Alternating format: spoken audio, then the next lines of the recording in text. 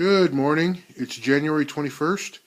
Really quick, I'm going to do a video on this truck, but you might hear some coughing in the background. My son Johnny is home today. He has a double ear infection and on some pretty strong antibiotics. So if you hear some coughing, don't be alarmed. It's just my kid. He's getting better.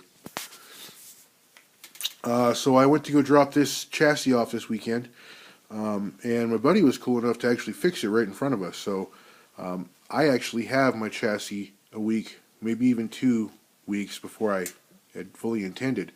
I actually used the bearings on my 1.9 axles, a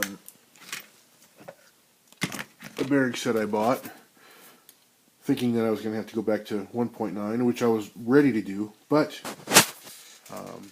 everything in the Wraith axles are still tight enough to run for lightly. But really quick, here is the work that was done. You can see the plates that are now welded in on these shock mounts. Before it was just 2 nuts welded in on the shock mount. One snapped off, and so what he did was actually just snap the other one off, and as per my request, put in these plates, and they came out perfect. Exactly what I was looking for. I may put some paint on it later. Right now I just wanted to get it running. There's also some fender wells missing. You can see I have the rear part of the fender well. The inner part, they were actually made out of the this plastic, which is actually white underneath.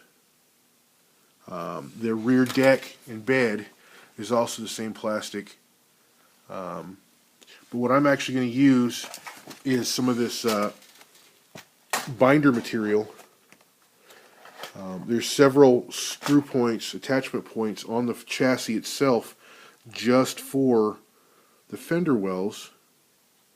So I'll use that material instead of the plastic that was in there. You can see a few random screws that go in. I'll have to take a few things out and reinstall.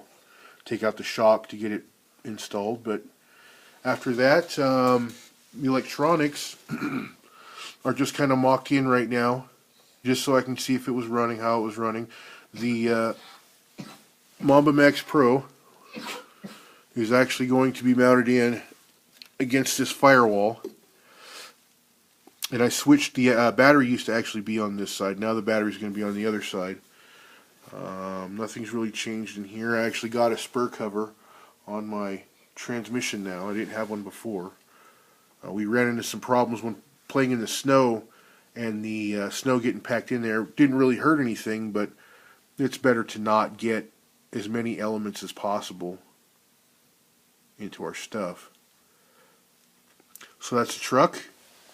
I'll be ordering another bearing set or 2 here in the next week or so and get this completely rebuilt. But for right now, I'm going to go ahead and run it maybe this weekend just to update how it's, get back to how it feels, and I'll eventually reinstall. You can see here the servo's chassis mounted, but on the opposite side of the frame is where the servo winch actually mounts on a similar plate. So when I get that all worked out, get some new line for my fake winch here, because right now it has nothing on the spool. But I figure I'm going to get some fake line to put on that. New line for the winch, put it back in there, and we'll be good to go.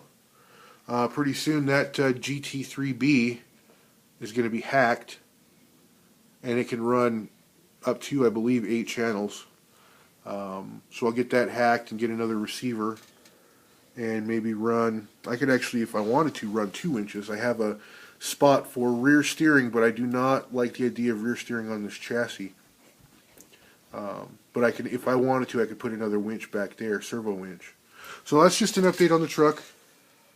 I'm hoping to have the 1.9 running up in the next month. Here's a quick look at the axles off the truck. And you can see it actually has the lengthened tubes running the XR10 front axles, front universals. A lot more stable than the standard X10 stance. Great axles, great setup. So I will get back to you guys as soon as I can. And maybe we'll have a running video this weekend of this bad boy. See you guys later.